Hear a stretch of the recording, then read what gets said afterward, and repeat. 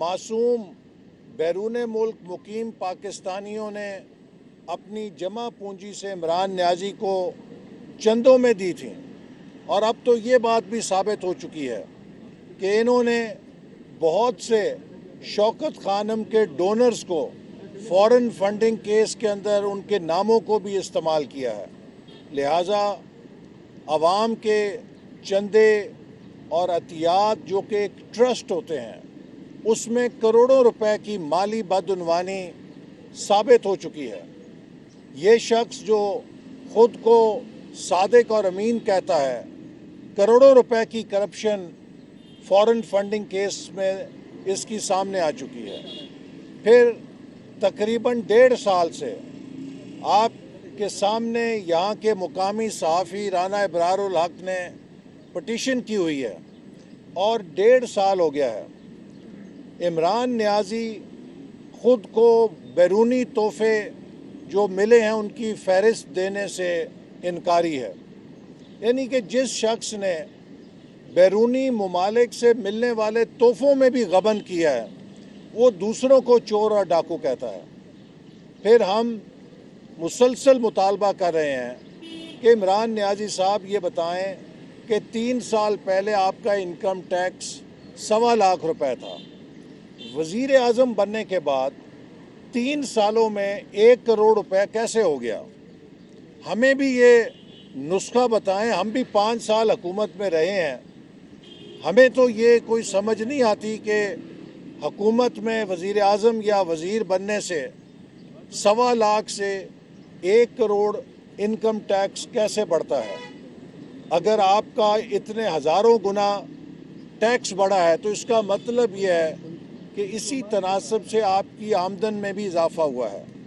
तो वो क्या नए ज़राए आमदन है जो आपको वज़ीर आज़म बनने के बाद मिल गए हैं? कौम का हक है। आप तो कहते थे कि हज़रत उमर रज़ी अल्लाह अन्हु से सवाल किया जाता था कि आपने 2 चादरें कैसे लीं, और वो जवाब देते थे ये रियासत मदीना है। रियासत मदीना ये नहीं है कि आपसे टैक्स की तफसील पूछी जाए और आप लोगों को जेल में फेंक दें। रियासत मदीना ये नहीं है कि आपको मिलने वाले तोहफ़ों का हिसाब पूछा जाए, आप जेल में फेंक दें।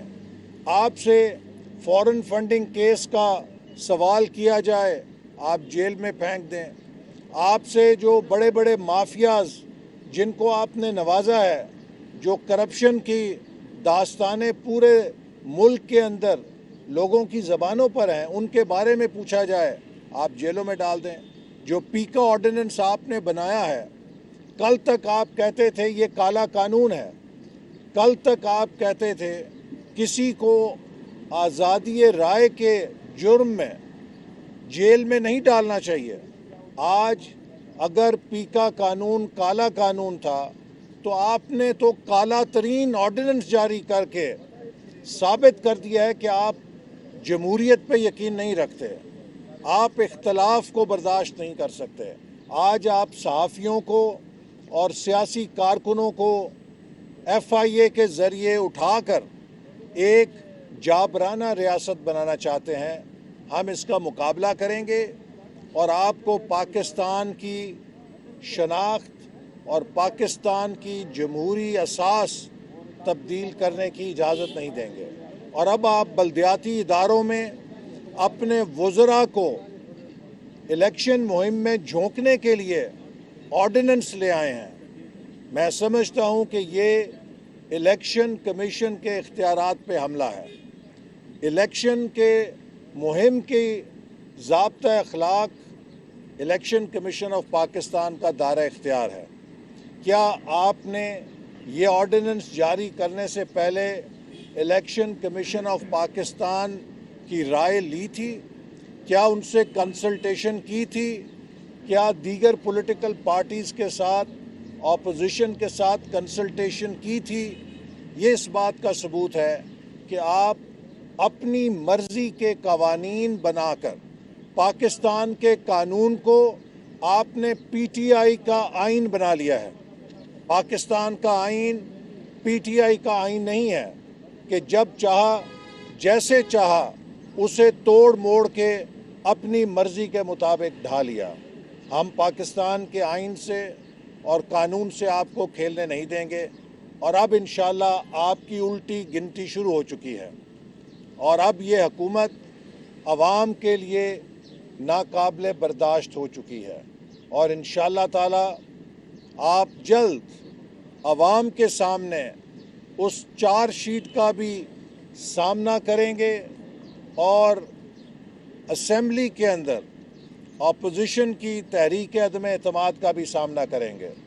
जो वज़ीर सुबह को और दिन में ज़ोर ज़ोर से अपोजिशन के ख़िलाफ़ बोल रहे होते हैं, जो ही सूरज ढलता है तो शाम को वो अपोजिशन से राब्ते कर रहे होते हैं कि हमारे बयानात ना देखा करो, हमारे लिए कोई जगह बनाओ, हमारे लिए कोई गोशा नरम रखो, हम खुद इमरान नियाज़ी से बड़े तंग हैं, क्या करें कि वो मजबूर करता है कि अपोजिशन के ख़िलाफ़ इस तरह की ज़बान इस्तेमाल करो।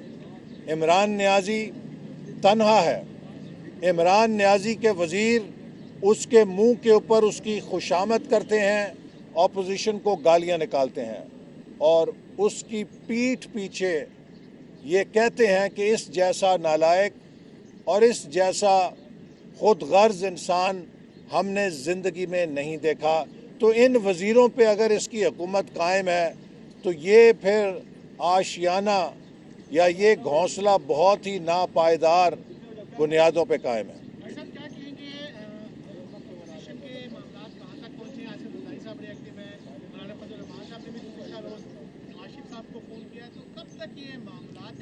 जी, मैं समझता हूँ कि अल्हम्दुलिल्लाह हमारी तवक्को से ज़्यादा अपोजिशन को रिस्पॉन्स मिल रही है और हम बहुत जल्द अपोजिशन की क़यादत इस बारे में कौम को एतमाद में लेगी।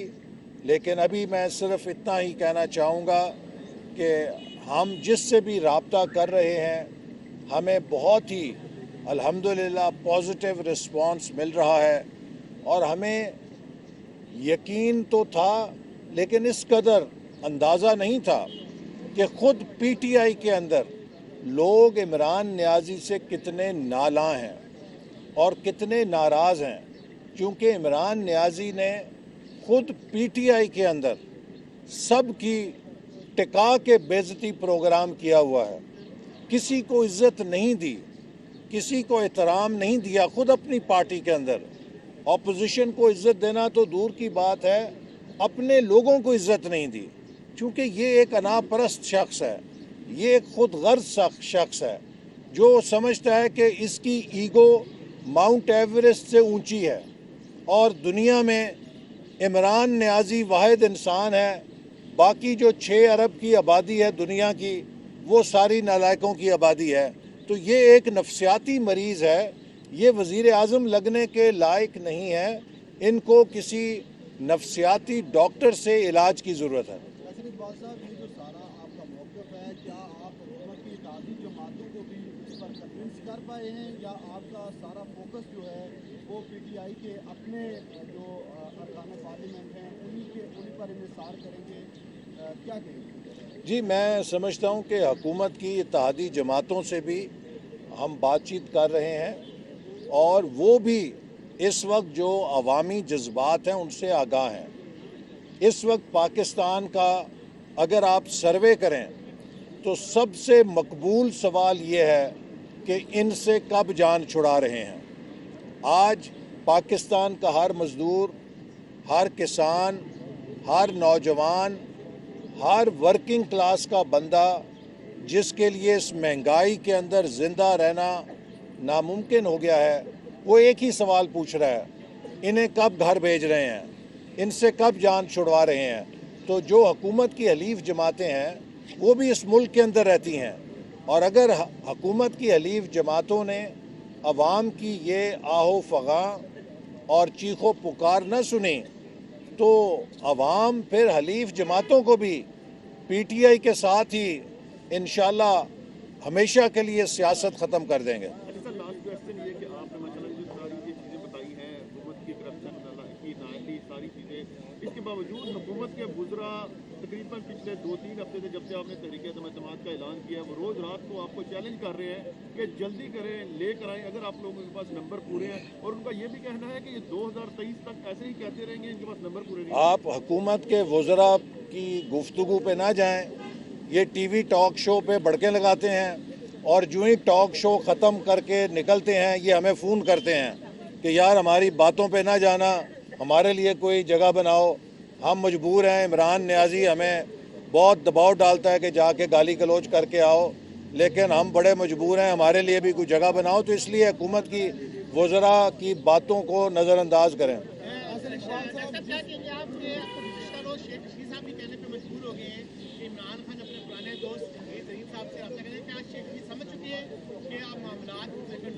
देखिए, शेख रशीद साहब पुराने सियासी कारकुन हैं, मेरा ख्याल है उन्हें अंदाज़ा हो गया है कि इमरान न्याजी की गेम इज़ ओवर। अच्छा इकबाल साहब, कि इस टीका कानून का बदतरीन इस्तेमाल इस हुकूमत में बिल्कुल सहाफ़ियों के खिलाफ किया जा रहा है, वो मुस्लिम लीग नून ने बनाया था। वैसे तो आप हुकूमत में ये लग रहा है कि वो भी काफ़ी नहीं है, उसको मज़ीद ड्रैकोनियन लॉ में तब्दील किया जा रहा है, लेकिन आप अपने उस स्टांस पे जो आपने कानून बनाया था, आप क्या समझते हैं कि? देखिए, पहली बात यह है कि ये बात मैं तस्हीह कर दूं, पीका कानून पीपल्स पार्टी के दौर में बना था और 2 दफ़ा ऑर्डिनेंस भी जारी हुए उस वक्त। मुस्लिम लीग नून ने इस पर मुकम्मल पार्लियामेंट का जो ज़ाब्ता है, कार्रवाई है, उसके ज़रिए 2 साल के बाद इसको पार्लियामेंट ने पास किया। हमने किसी ऑर्डिनेंस के ज़रिए से लागू नहीं किया और हमारे दौर में हमने इसका कोई ऐसा नाजायज़ इस्तेमाल नहीं किया जिससे कि हम हुकूमत के इख्तियारात को इस्तेमाल करके सहाफ़ियों को उनकी आवाज़ को दबाते। आपको पता है कि स्पीकर कानून के बावजूद मीडिया ने जितना मुस्लिम लीग नून का डंका बजाया है उसकी पाकिस्तान में कोई तारीख़ नहीं मिलती, कोई मिसाल नहीं मिलती। हमारे दौर में जितना मीडिया आज़ाद था, जितनी उसने हुकूमत के ऊपर तनकीद की, जितनी इमरान न्याजी की खाली कुर्सियों को छुपाकर 4-4 घंटे इमरान न्याजी के भाषण अवाम को सुनाए, इसकी तो मिसाल ही नहीं मिलती। तो मुस्लिम लीग नून ने तो मीडिया को जितनी आज़ादी दी, शायद पाकिस्तान की तारीख़ में किसी हुकूमत के दौरान मीडिया इतना आज़ाद ख़ुद को नहीं महसूस करता था कि जो चाहता था, जैसे चाहता था, जितना चाहता था, हुकूमत के ख़िलाफ़ बोलता था। ये तुम साढ़े खिलाफ नहीं गल कर सकते।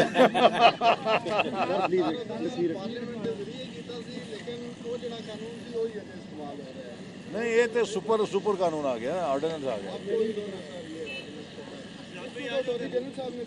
हसन साहब साडी जान छड़ा दो, आम आदमी तो बहुत जरूरी है। सबसे मकबूल सवाल यही आजकल। सवाल है जवाब दियो ना।